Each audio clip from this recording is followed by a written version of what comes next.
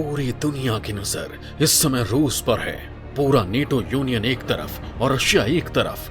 फिर भी Russia NATO पर भारी पड़ रहा है।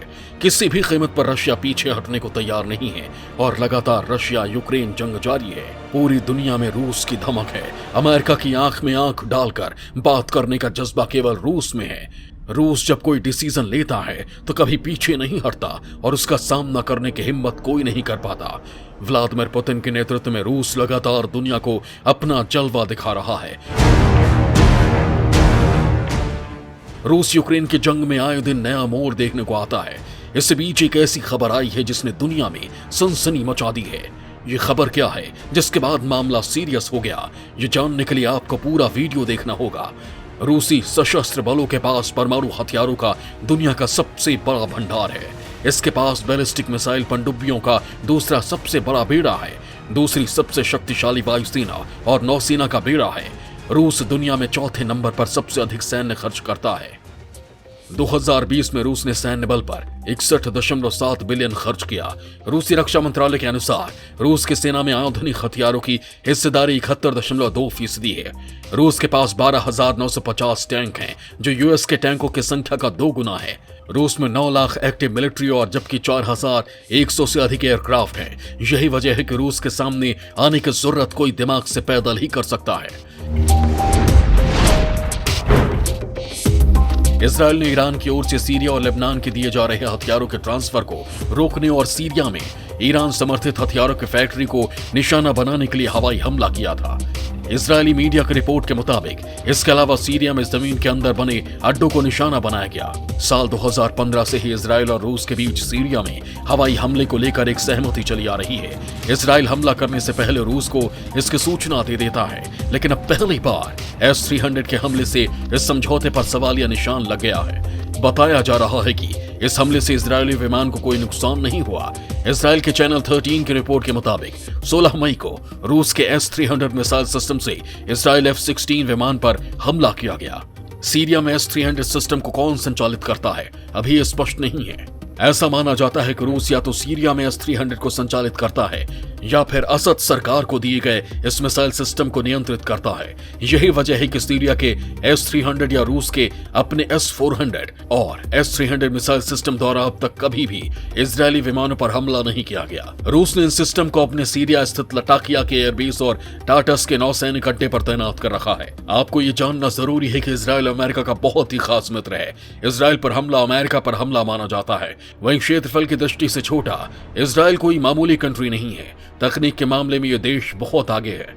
इस देश की खुफिया एजेंसी मोसाद दुनिया की बेहतरीन खुफिया एजेंसी मानी जाती है। अकेले ही ये देश अपने आसपास के अरब देशों को धूल चटाता रहता है, लेकिन जब सामने रशिया हो तो कोई भी सोचने को मजबूर हो जाएगा। इसलिए अगर हालात बिगड़े तो विनाश भयंकर होगा। सीरिया के क्या हैं हालात?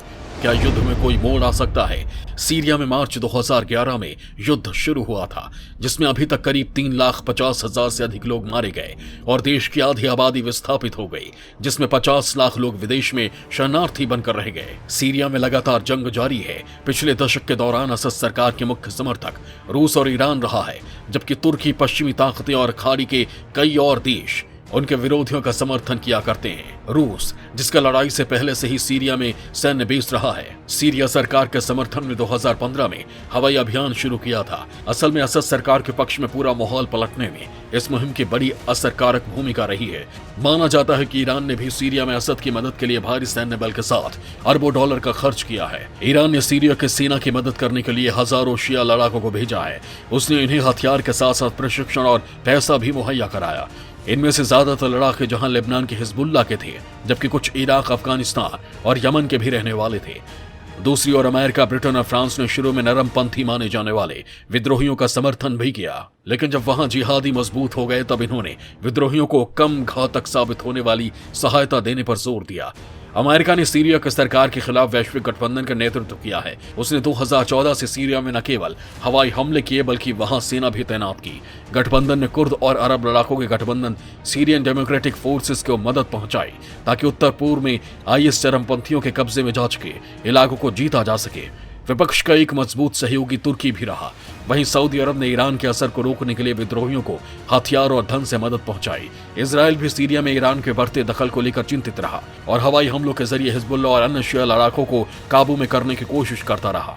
सीरिया सरकार ने फिर से देश के बड़े शहरों पर अपना नियंत्रण बना लिया है, लेकिन देश के कई हिस्से अभी भी विद्रोहियों, जिहादियों और कुर्दों के नेतृत्व वाले SDF के कब्जे में है। विद्रोहियों का आखिरी मजबूत किला अब इदलिब का उत्तर पश्चिमी प्रांत, उत्तरी हमा का पड़ोसी हिस्सा और अलेप्पो का पश्चिमी प्रांत बचा है। फिलहाल यहाँ लड़ाई रुकी हुई है, लेकिन ये कभी भी फिर से भड़क सकती है। कभी न रुकने वाली लड़ाई के भंवर में फंस चुके सीरिया में सबसे ज्यादा बर्बाद वहां की जनता हो रही है, जबकि रूस और अमेरिका जैसी महाशक्तियां अपनी प्रतिष्ठा की जंग में सीरिया को राख करके ही मानेंगी।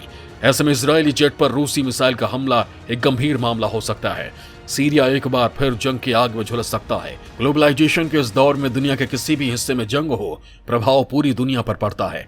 जैसे रूस यूक्रेन विवाद की वजह से आज हमारे देश की महंगाई बढ़ रही है। इसलिए जंग किसी भी मायने में फायदे का सौदा नहीं है, लेकिन ताकत की धमक में ये बातें सुनाई नहीं देती और भोगना आम जनमानस को पड़ता है।